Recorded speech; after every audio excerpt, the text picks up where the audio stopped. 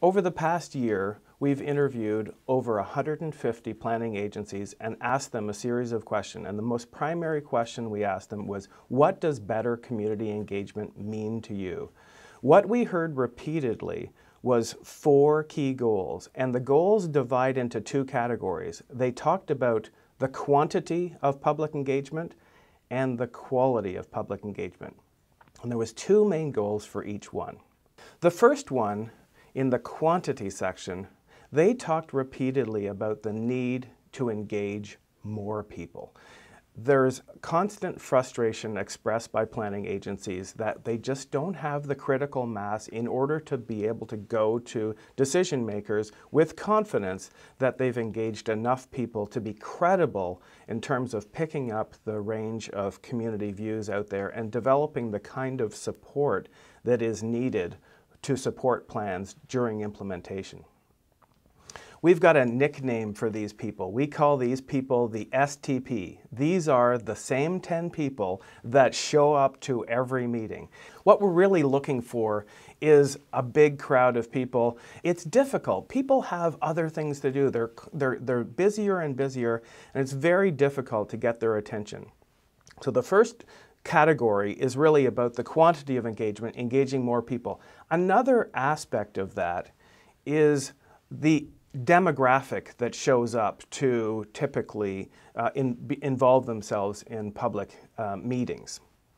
It tends to be a fairly narrow demographic. We see a lot of gray hair. We see a lot of people that look similar to each other. It's very difficult to get a broad cross-section of different nationalities, different levels of income, and so forth involved in the community engagement process. And so another thing that they mentioned is the breadth of engagement.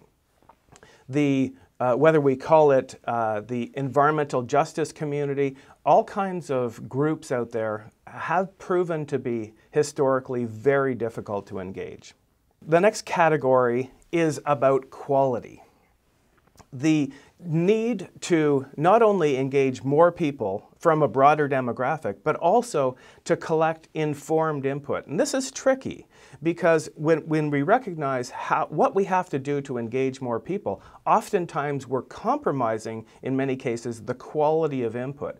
When you get people to show up at a public meeting and give up several hours of their time, it's fairly easy to get quality information from them because they're spending enough time to actually be thoughtful about the input that they're providing. As we struggle to engage more people, oftentimes we can see the quality decreasing. Quantity without quality is meaningless, and it's easily discounted when we ask simple-minded, multiple-choice questions and so forth. Planning deals with complex issues, and it's important that we know that people are being educated along the way before they're being asked for their input. So increasingly, there are ways available using technology to inform the input that's coming in while still engaging people in a short period of time. Lastly, on the quality front, collecting actionable input was mentioned frequently as we interviewed planning agencies. Activities that have quantifiable results are favored by agencies over open-ended input. And the reason is quite simple. If you allow people to present any idea they want, fill in a text box or something like that, or write in a comment on a comment card, it's very difficult to quantify how many people felt a certain way about an issue because they're being characterized differently and there's judgment calls in each case.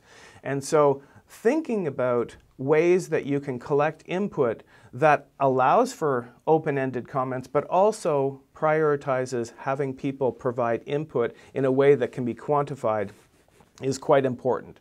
So in a variety of examples that we looked at, having things like visual preference surveys allows people to operate very quickly. It's kind of fun and interactive, but it also collects quantifiable input so we can evaluate specifically how many people favored a certain option over other options. All of this research culminated into a single sentence. The best community engagement from planning agencies' mouths collects informed and actionable input from a large and diverse group of participants to inform decision making. And that last clause is very important.